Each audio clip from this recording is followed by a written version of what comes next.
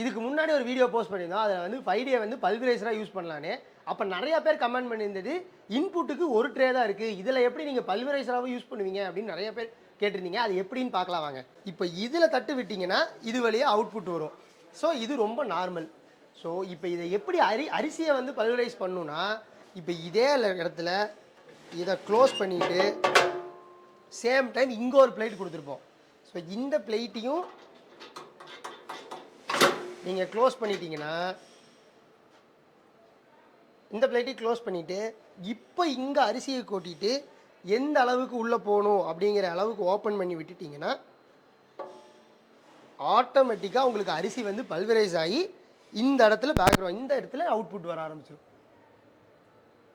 So இப்படி தான் நீங்கள் 5Dயை வந்து பல்வரைசராகவும் யூஸ் பண்ணிக்கலாம், சேம் டைம் தட்டு வெட்டுறதுக்கும் யூஸ் பண்ணிக்கலாம். இதை பற்றி இன்னும் டீட்டெயிலாக தெரியணும் அப்படின்னா ஸ்க்ரீனில் தெரியற நம்பருக்கு கால் பண்ணுங்கள். எங்கள் சேல்ஸ் உங்களுக்கு சப்போர்ட் பண்ணுவாங்க.